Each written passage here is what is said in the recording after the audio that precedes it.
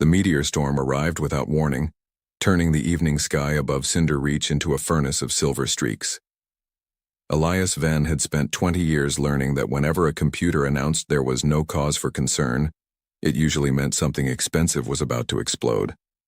So when the colony's weather beacon calmly assured everyone that atmospheric conditions remained stable, Elias looked up from the open engine casing on his workbench and waited. 3 seconds later, a burning fragment of orbital debris tore across the horizon and crashed somewhere beyond the eastern storage fields. Stable, he muttered. A wonderfully flexible word. His repair shop stood at the edge of the colony, a crooked metal structure built from old cargo modules and optimism. Half the lights flickered. The heating unit coughed like an elderly smoker. A maintenance drone named Bucket rolled in circles near the door because Elias had never found the time to repair its navigation system. Bucket struck a toolbox. "Excellent patrol," Elias said. The drone chirped proudly. Outside, emergency sirens began to howl. Red warning symbols floated across the dusty streets, projected by the colony's public safety network. Most settlers hurried toward shelters, but Elias pulled on his weather coat and stepped into the cold. He had once been a rescue pilot for the Terran Frontier Corps. He no longer wore the uniform, and he tried not to think about the reasons why. Still, old instincts survived longer than old careers. If something had fallen from orbit, someone might be inside it. The eastern storage fields were a maze of abandoned containers, broken mining machines, and wind-blown sheets of metallic dust. Elias followed a trail of scorched earth until he found a narrow escape pod wedged between 2 supply crates. It was not human. The pod's surface was smooth and pale, almost like bone, with delicate blue symbols crawling across it. A section of the hull had split open. No smoke emerged, but the air smelled faintly of rain and ozone. Elias crouched beside the opening. "Hello?" Nothing answered. He switched on the scanner mounted to his wrist. The display showed one life sign nearby, weak but steady. Not inside the pod, behind the containers. Elias moved slowly around the wreckage and found a small figure pressed into the narrow space between 2 crates. She was a child, perhaps 8 or 9 years old. At first glance, she looked human. She had fair skin, long golden hair tangled around her shoulders, and wide gray eyes that reflected the emergency lights. Only her ears revealed the truth. They were long and gracefully pointed, extending through her hair like delicate blades. Her clothes were made from silver-white fabric embroidered with tiny moving patterns. The material shimmered whenever she breathed, far too elegant for an ordinary passenger. One sleeve was torn. Mud covered her knees. She was shivering so violently that her teeth clicked. Elias stopped several steps away. "It's all right," he said gently. "I'm not going to hurt you." The girl stared at him. He tried the standard galactic trade language. No reaction. He tried the frontier dialect used by merchants from the Helix worlds. Still nothing. Finally, he pointed at himself. "Elias." Then he pointed at her. She only hugged her arms tighter. "That is a difficult name," he said. "Very mysterious. Probably expensive to spell." For the first time, something changed in her expression. Not a smile exactly, but the fear in her eyes loosened. A gust of freezing wind swept through the containers. The child flinched. Elias removed his oversized rescue jacket and held it out. It was old, faded, and heavy, lined with thermal fibers designed for vacuum emergencies. The left sleeve bore a stitched patch from his former squadron, though most of the emblem had worn away. The girl looked at the jacket, then at him.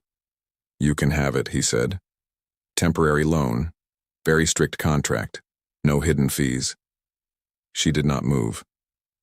Elias placed it on the ground between them and stepped back. After several seconds, she reached forward and pulled it toward herself. The jacket was far too large. When she wrapped it around her body, it swallowed her almost completely. Only her face and the tips of her long ears remained visible. The thermal fibers activated with a faint hum. Color slowly returned to her cheeks. "There," Elias said. "Much better. You now look like a suspicious blanket." A tiny sound escaped her, It might have been a laugh. Then the sky above the colony suddenly darkened. Elias looked up. Hundreds of unfamiliar stars appeared at once, forming a perfect ring around the planet.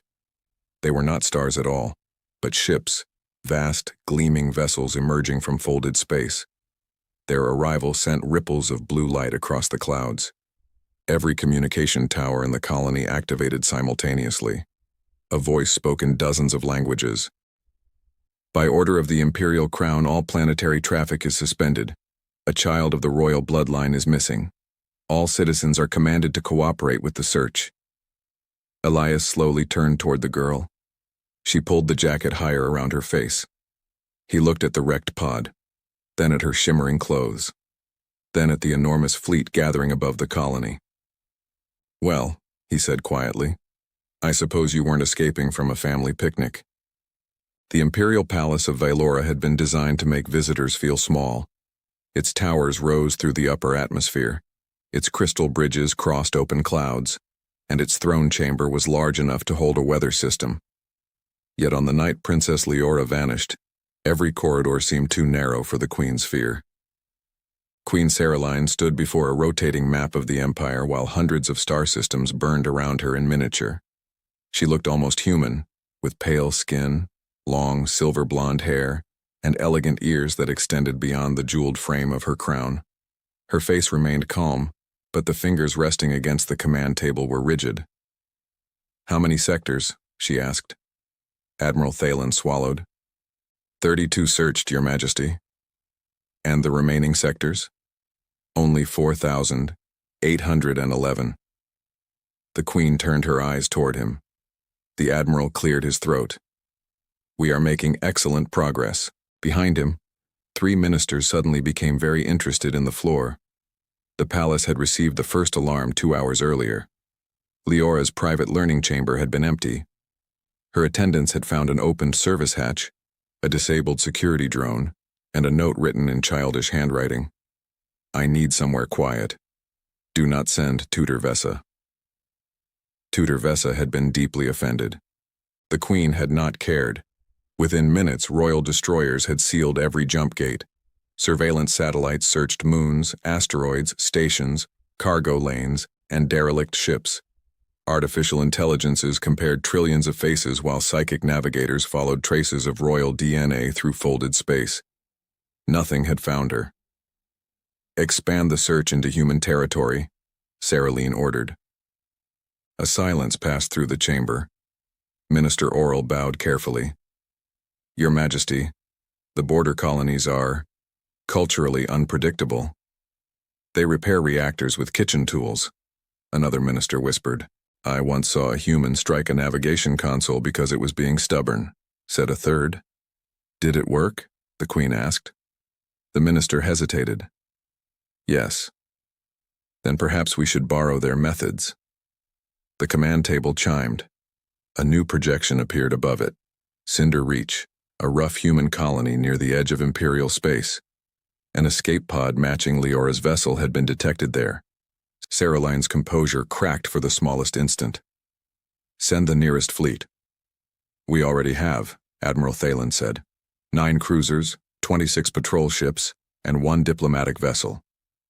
"Why a diplomatic vessel?" "In case the humans object to the 9 cruisers." The Queen stared at him. Thalen lowered his head. It seemed polite. Far below the palace, the royal kitchens were preparing for a celebration nobody dared cancel. Hundreds of cooks stood motionless beside untouched cakes shaped like moons. Liora's birthday was only 3 days away.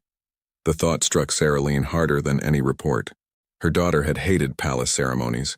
She hated long robes, formal meals, and tutors who corrected the angle of her ears during greetings. That morning, Liora had asked whether princesses were allowed to have ordinary days. Seralyne had answered, "Later." Later had become an empty room. On Cinder Reach, Elias remained unaware that the most powerful woman in 3 spiral arms had just ordered half an empire toward his workshop. He had brought the girl inside, where the heating system immediately died with a dramatic metallic groan. "Excellent timing," he told it. "You have a gift." The girl sat on a crate, still wrapped in his jacket. Her gray eyes followed every movement. Elias searched through his cabinets for food. He found protein strips, 2 emergency biscuits, and a sealed container labeled soup, probably. He held it up. This has survived 6 years and 3 explosions. That makes it either very safe or legally classified as a weapon. She blinked. He placed the container into an old thermal cooker. The machine hummed, flashed green, then projected a warning. Foreign biology detected. Select species. Elias scrolled through the list. There were 12,000 options. Do you see yours? The girl leaned closer. Her long ears shifted beneath the jacket hood. He selected the translator function. A bright sphere floated above the counter and spoke in a cheerful voice. Please state your biological classification. Elias pointed at the girl. Hungry child. The translator replied, confirmed, hostile aquatic fungus. The girl stared at him. That was not my best introduction. The translator began repeating the phrase in 30 languages, including one that sounded like an angry kettle. Elias struck the side of the device. It shut down. The girl covered her mouth, but a small laugh escaped. There it was again. Not fear, not silence. A laugh. Elias smiled and divided the soup into 2 bowls. She watched him taste it first before accepting hers. The first spoonful made her eyes widen. The second disappeared faster. Outside, distant thunder rolled across the colony, though the sky was clear. Through the workshop window, enormous Imperial ships descended through the clouds, their hulls glowing with white fire. The girl saw them and froze. Her spoon slipped from her hand. Then she climbed down, crossed the room, and hid behind Elias, gripping the back of his shirt beneath the oversized jacket. He looked at the ships, then down at the small fingers holding him. Whatever she was running from, she did not believe the fleet had come to save her. By morning, Cinder Reach had become the most heavily watched repair colony in the known frontier. Imperial cruisers hung above the settlement like silent silver continents, their gravity shields stirring pale rings through the clouds. Search drones moved between buildings in disciplined formations, scanning walls, roofs, ventilation shafts, and occasionally one another when their navigation systems became confused. Inside Elias's workshop, the missing princess sat cross-legged beneath his workbench, wrapped in his old rescue jacket and watching him repair a mining drone with the solemn attention of a royal inspector. You know, Elias said, tightening a damaged actuator. Most assistants hand me tools. They don't hide under the furniture and judge me. The girl tilted her head. Her long ears shifted slightly through her golden hair. Elias held out his hand. Magnetic wrench. She studied the scattered tools, chose a small plasma cutter, and placed it in his palm. This is not a wrench. She pointed toward the drone. Yes, it would solve the problem, he admitted, but technically burning the patient is frowned upon. A faint smile appeared on her face. During the night, Elias had learned 3 things about her. She disliked sudden noises, she loved sweet emergency biscuits, and she refused to let the jacket leave her shoulders even when the workshop finally became warm. She still had not spoken. Whenever he tried asking her name, she lowered her eyes and pulled the collar closer around her face. He had also learned that the Imperial fleet was searching every building except his. That was not because he was lucky. The royal scanners had passed over the workshop 7 times. Each time the search beams had flickered, displayed harmless machine debris, and moved on. Elias had watched the pattern with growing suspicion until he finally scanned his own jacket. The result made him laugh. The coat had been issued during the final years of the Terran Rescue Corps, when rescue pilots were expected to survive radiation storms, reactor breaches, and bureaucratic inspections. Its inner lining contained obsolete null fiber, designed to hide body heat and biological signals from military sensors. He stared at the child wrapped inside it. Congratulations, he said. You have selected the only coat on the planet that can hide someone from an empire. That is either excellent luck or a very specific talent. She pulled the jacket tighter. A metallic chirp sounded from the corner. Bucket, the maintenance drone, rolled toward them carrying a tray. Elias had ordered it to bring breakfast. It had returned with 3 screws, a boot, and something resembling a fossilized fruit. "Close enough," Elias said. Bucket bumped into the workbench and dropped everything. The girl laughed again, brighter this time. The sound caught Elias off guard. It transformed her face. For a moment, she was not a frightened royal child pursued by fleets. She was simply a little girl amused by a machine too stubborn to admit it was broken. Bucket rotated toward her and played a triumphant musical note. "You're encouraging him," Elias warned. "He already believes he's management." The girl crawled from beneath the bench and approached the drone. She touched one of its dented side panels. Bucket emitted a soft electronic trill and extended a tiny repair arm. She took the offered screwdriver. Elias watched as she carefully removed an access plate. Her movements were uncertain but surprisingly precise. Beneath the casing, Bucket's navigation crystal pulsed unevenly. "You've done this before?" The girl glanced at him, then at the crystal. She pointed toward 2 crossed wires. Elias leaned closer. "That would explain the circles." She switched the wires. Bucket froze. Then it rolled perfectly straight across the workshop, stopped before the wall and announced, "Obstacle identified." A second later, it struck the wall anyway. Elias sighed. Progress is a cruel illusion. The girl laughed so hard that she nearly lost the jacket from her shoulders. She caught it immediately and pressed it against herself as though terrified someone might take it. The laughter vanished. Elias lowered himself onto the floor a short distance away. "No one is taking it," he said quietly. "Or you." Her gray eyes searched his face. Outside, loudspeakers echoed across the colony. All citizens were ordered to report unidentified passengers, damaged escape craft, or suspicious activity. A reward large enough to buy half the settlement was offered for information leading to the princess. Elias looked toward the window, then back at the silent child. "You should know," he said. "I'm not very good at keeping secrets. I once tried to hide a surprise birthday cake and accidentally announced it over an emergency channel." She did not smile. Slowly, she reached inside the jacket and withdrew a small object hanging from her neck. It was a crystal pendant shaped like a star. When she touched it, a hologram appeared between them. The image showed the same girl standing beside a tall woman wearing a jeweled crown. The woman had pale skin, silver blonde hair, and long, elegant ears. Thousands of soldiers bowed behind them. Elias stared at the projection. The child pointed to herself. Then she whispered one word. "Liora." Her voice was soft and rough from silence, but clear enough. Elias looked from the royal hologram to the frightened girl sitting on his workshop floor. "Of course," he murmured. "I was hoping you were merely the daughter of a dangerous merchant." A tremor passed through the walls as another imperial ship descended nearby. Liora flinched and moved closer to him. Elias picked up the jacket's loose edge and gently pulled it around her shoulders. "All right, Princess Liora," he said. "Before anyone finds you, perhaps you should tell me why you don't want to be found." She opened her mouth, but no answer came. Instead, exhaustion finally overcame her. Her eyes closed and she leaned against his arm. Within moments, she was asleep. Elias remained still beside her while searchlights swept across the workshop windows. Above them, an empire searched with technologies capable of mapping heartbeats through mountains. Yet the missing princess slept peacefully against a human mechanic, hidden beneath an old jacket everyone else had forgotten.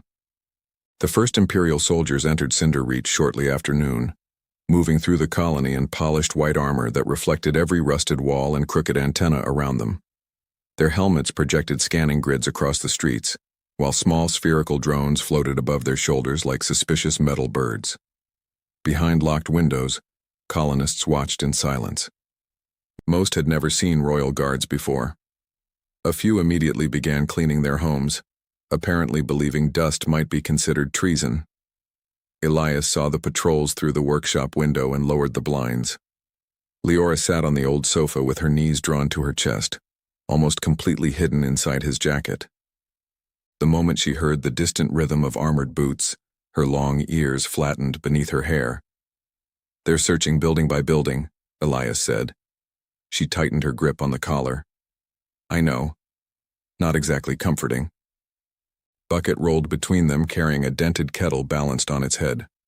Since Liora had repaired its crossed navigation wires, the drone had become noticeably more confident and only slightly less dangerous.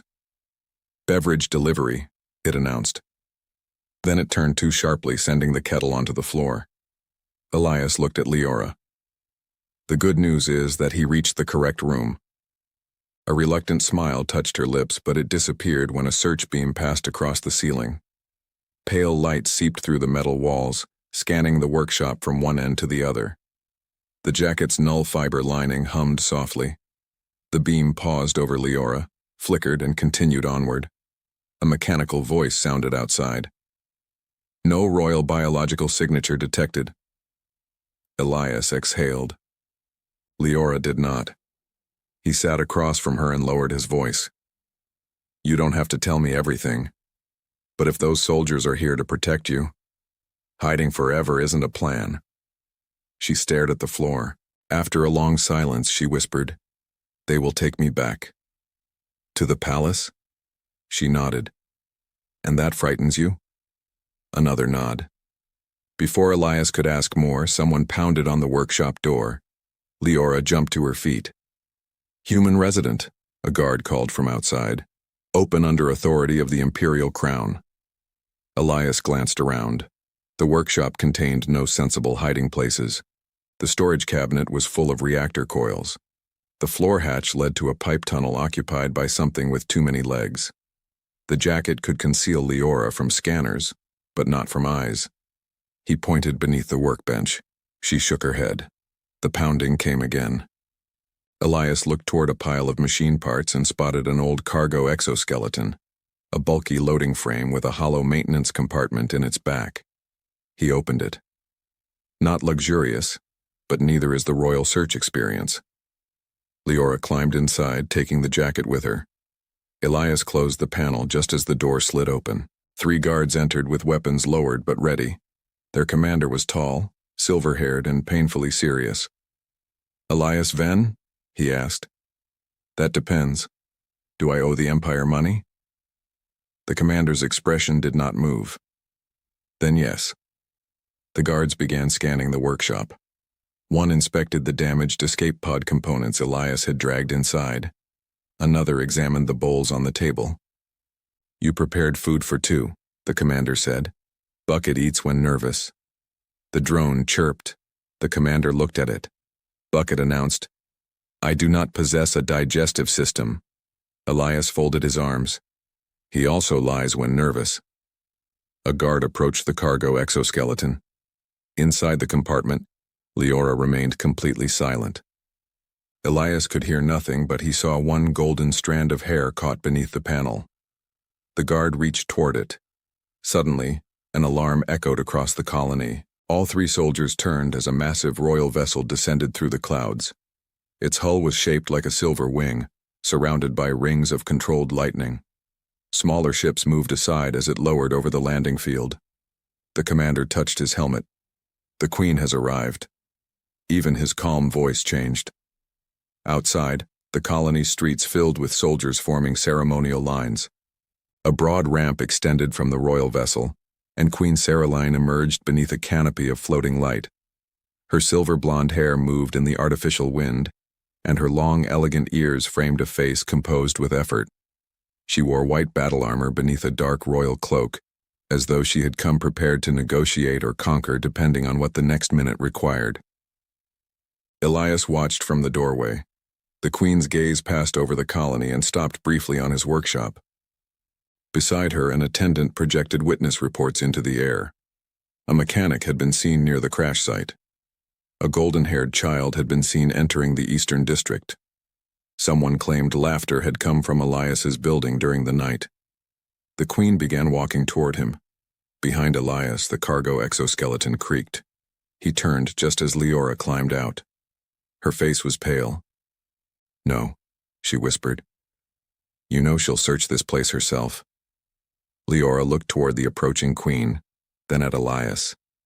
Tears gathered in her gray eyes. She loves you, he said gently. She loves the princess. The word struck him harder than he expected. Liora wrapped the jacket around herself and slipped behind him as the queen entered the workshop with guards on both sides. Seralyne stopped. For one long moment, mother and daughter stared at each other. The queen's fear became relief, then confusion, because Liora did not run toward her. She moved closer to Elias instead. The entire room fell silent. Bucket rolled forward, examined the queen, and announced, "Unscheduled customer." Elias closed his eyes. The queen looked down at the drone. Then, despite the soldiers, the fleet, and the tension pressing against every wall, one corner of her mouth almost lifted. Queen Seralyne did not move for several seconds. Neither did the guards. Even Bucket seemed to understand that this was not the ideal moment to collide with furniture, though its wheels twitched with visible temptation. Liora remained behind Elias, one small hand gripping the back of his shirt, the other holding the old rescue jacket closed beneath her chin. The queen's gaze lowered to those fingers, then rose again to Elias's face. "You found my daughter," she said. Her voice was calm, but beneath it lay the strain of a night spent imagining every terrible possibility the universe could offer. Elias nodded. "Near the escape pod. And you did not report her." "That part sounds worse when you say it slowly." Several guards shifted their weapons. Elias raised both hands. "She was frightened. She wouldn't speak. Then your fleet arrived looking as though it planned to arrest the planet." "We were conducting a rescue operation," Admiral Thalen said from behind the queen. "With 9 cruisers?" 11, Thalen corrected. "That is much more reassuring." Liora's grip tightened. Seralyne noticed. The queen removed her crown and handed it to an attendant. Without it, she looked less like the ruler of countless worlds and more like an exhausted mother standing in a cold workshop. She lowered herself slowly to one knee. "Liora," she said, "come to me." The girl's long ears trembled beneath her golden hair. She did not move. A flicker of pain crossed Seralyne's face. "I came myself," the queen continued. "The palace has been searching for you. Your rooms are waiting. Your attendants are waiting." Liora whispered, "Tutor Vessa too?" The queen hesitated. "That was the wrong answer," Elias murmured. For a moment, one of the younger guards seemed to cough into his helmet to hide a laugh. Seralyne looked at Elias sharply, but Liora's mouth curved faintly. The queen saw it and softened. "No lessons," she promised. "Not today." Liora took one uncertain step forward, then stopped when a medical drone drifted from behind the guards. Its silver arms unfolded, emitting a green scanning light. The girl recoiled. Elias stepped between her and the machine. "She doesn't like sudden noises," he said. "It is only a diagnostic unit," Thalen replied. "It has 6 needles. Only 4 are currently active." That sentence did not help. Seralyne lifted one hand. The drone withdrew. The workshop settled into silence again. Searchlights moved beyond the windows while Imperial ships darkened the sky. Somewhere in the distance, colony residents gathered behind barriers, waiting to learn whether Elias had rescued a princess or accidentally started a war. The queen looked at the jacket. "That garment is blocking our scanners." "Old null fiber," Elias explained. "Terran rescue issue. Our technology can detect a heartbeat through 3 kilometers of stone. Yes, but apparently it cannot defeat government surplus." Admiral Thalen stared at the coat with personal offense. Seralyne extended her hand toward Liora. "You are safe now." The girl looked up at Elias. He crouched beside her. "Your mother came across half the galaxy. She will take me back." "She probably will." Liora's eyes filled. "But," Elias added, "going back doesn't mean pretending nothing happened. You ran because something was wrong. She needs to hear it." Seralyne's expression tightened, though not with anger. It was the look of someone realizing that an entire empire had been listening for commands while failing to hear a child. Liora stepped from behind Elias. The Queen's relief was immediate, but before she could embrace her, the girl swayed. Elias caught her. Her body had gone limp beneath the heavy jacket. Liora! The guards surged forward. Medical drones flooded the room, their lights flashing. Elias carried her to the workbench while Seralyne remained beside him, pale with fear. "She's exhausted," Elias said. "She barely slept before last night." A royal physician scanned her. Holographic symbols revolved over Liora's small body. "No injuries," the physician said. "Minor dehydration, severe fatigue. She is sleeping." Seralyne exhaled shakily. The guards gathered around the bench, prepared for orders, but none came. Liora had curled instinctively onto her side. Even unconscious, she held the jacket closed around herself. One physician attempted to pull the fabric away for a clearer scan. Liora whimpered. Elias caught the physician's wrist. "Leave it." The guards reached for their weapons, but Seralyne raised her hand. "Do as he says." The physician stepped back. The Queen watched her daughter's breathing become slow and peaceful. She touched Liora's hair, but the girl did not stir. Her face remained pressed into the worn fabric near the faded rescue emblem. Thalen stared in confusion. "She slept there while the entire Empire searched?"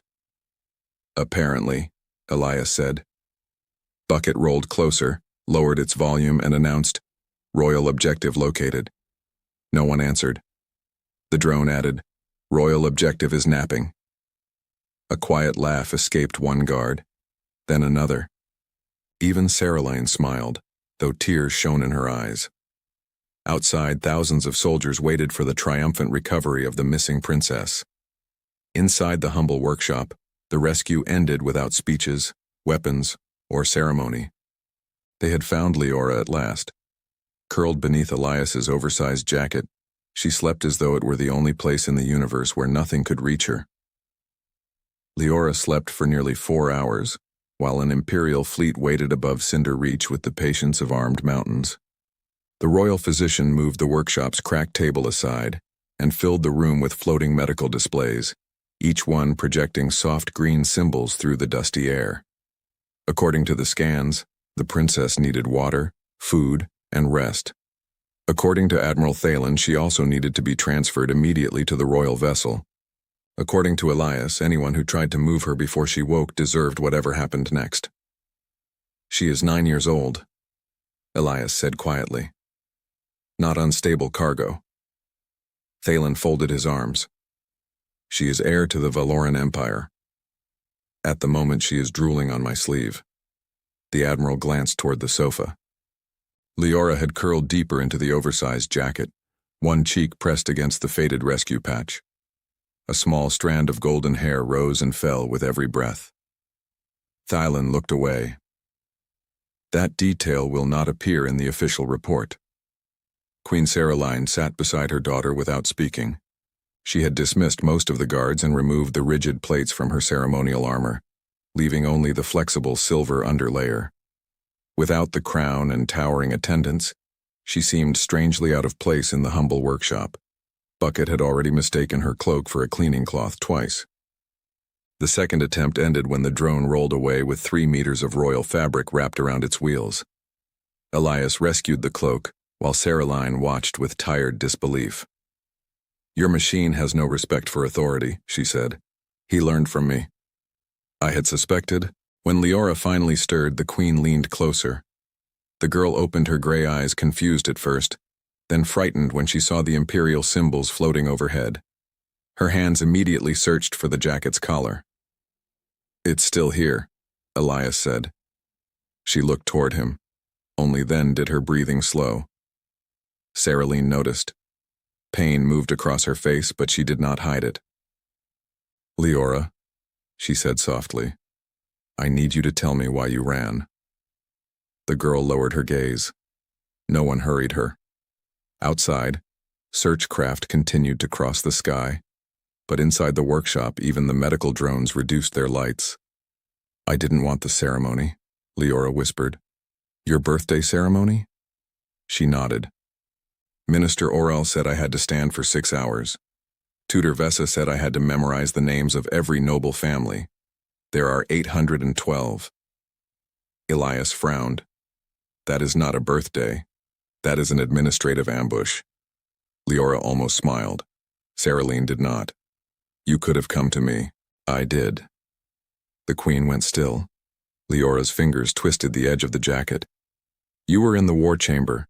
The guard said you were busy. I waited. Then you said later. Seralyne closed her eyes briefly. Elias remembered that word from the queen's own account. Later. A small word capable of becoming a locked door when used too often. I thought if I left, Liora continued, someone would notice I was missing before they noticed the ceremony was missing. The queen's composure finally broke. She reached for her daughter, but stopped before touching her. I noticed, she said. I noticed every second. Liora looked up. Seralyne's voice trembled. I sent ships across the empire. I ordered moons searched. I threatened 3 governors, 2 admirals, and 1 artificial intelligence that technically cannot feel fear. Did it work? Elias asked. The intelligence apologized. Then it can feel fear. A quiet laugh escaped Liora, and even the queen's mouth softened. Seralyne placed her hand on the sofa between them. I failed to listen. That is not your burden to carry. Liora stared at the offered hand for a long moment before slowly placing her own into it. The queen's fingers closed carefully around hers.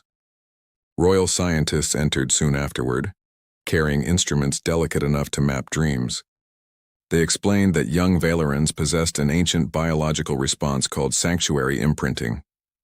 During extreme fear or exhaustion, a child might attach feelings of safety to a place, object, or person. One scientist scanned the jacket. Thermal stability, low-frequency shielding, familiar human scent, repeated exposure during emotional distress. Elias lifted an eyebrow. You make it sound romantic. It smells like engine oil, Thalen said. And victory. The scientist continued. Her nervous system now associates this garment with protection. Liora pulled it closer and murmured, It smells like home.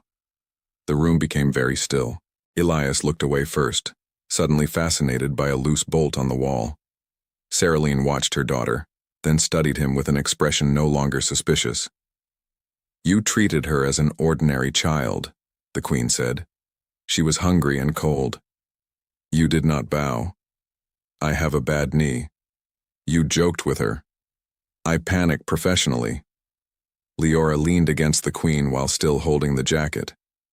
For the first time, she allowed both sources of safety to exist beside each other. Seralyne touched the worn rescue emblem. Will you come with us to the palace? Elias stared at her. Thalen stared harder. Bucket announced. Employment opportunity detected. Elias sighed. I was afraid this day would become complicated. Liora looked up at him. He saw the question in her eyes and understood that refusing would feel like disappearing. All right, he said. But the jacket comes too. Liora hugged it tightly. Seralyne smiled. I believe that decision has already been made.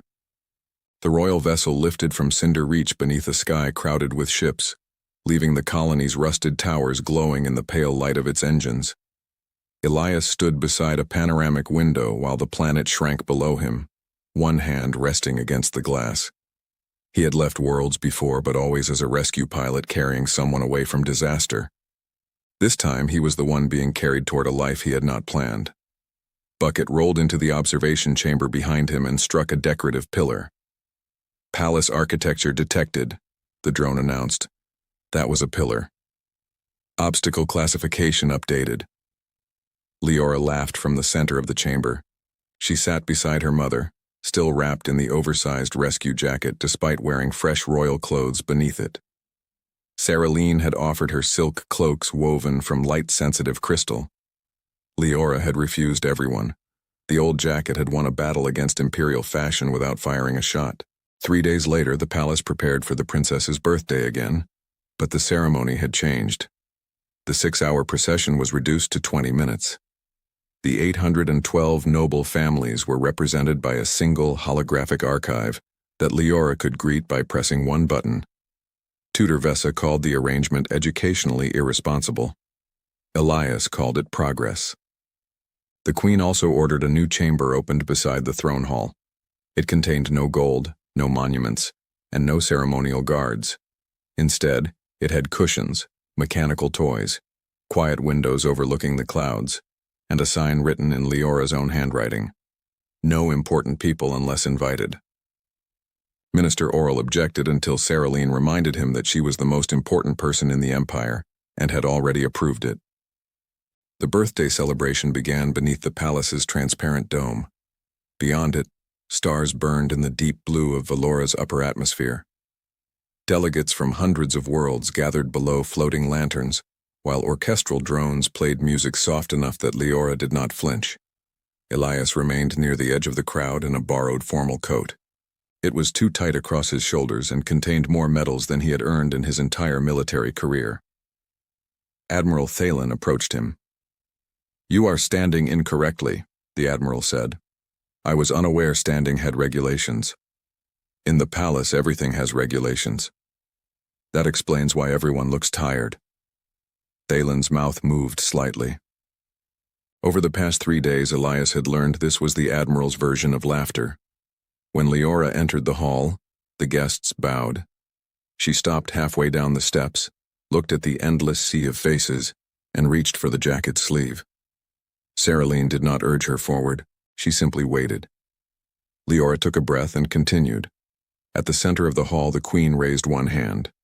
A holographic image of Cinder Reach appeared above them, followed by recordings of the search fleet, the damaged pod, and finally the humble workshop where the Empire had found its heir asleep. "We searched with warships, satellites, artificial minds, and instruments capable of measuring life beneath stone," Seralyne said. "Yet none of them understood what my daughter needed." Her gaze moved toward Elias. "A human did." The hall fell silent. Seralyne publicly ended several restrictions placed on human travel through Imperial territory. She announced the creation of mixed rescue teams staffed by human and Valoran crews, trained not only to locate the missing, but to recognize fear, exhaustion, and the need for trust. Elias was appointed their first civilian advisor. He almost refused. For years he had believed leaving the rescue corps meant he had failed everyone he could no longer save. Liora had changed that. She had shown him that rescue did not always mean flying into fire. Sometimes it meant sitting quietly beside someone until they believed the danger had passed. He stepped forward and bowed badly. "I accept," he said, "on one condition." The ministers stiffened. "Bucket receives no command authority." The drone chirped from the crowd. "Request denied."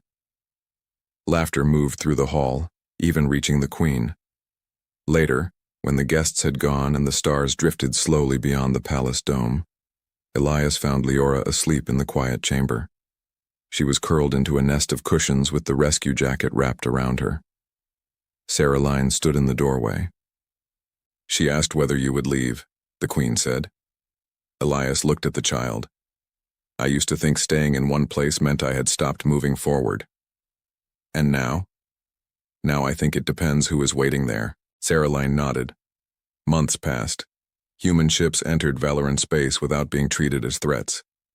Imperial children learned Earth jokes from Liora, most of them terrible.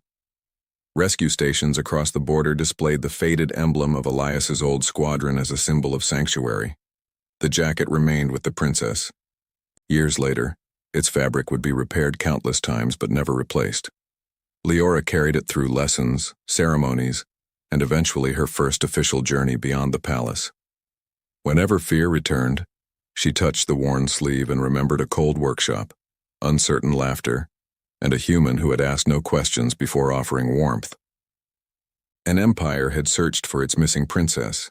What it found instead was the simple truth that safety could not be commanded, purchased, or surrounded by fleets. It had to be given. And sometimes it looked like an old jacket large enough for a frightened child to disappear inside.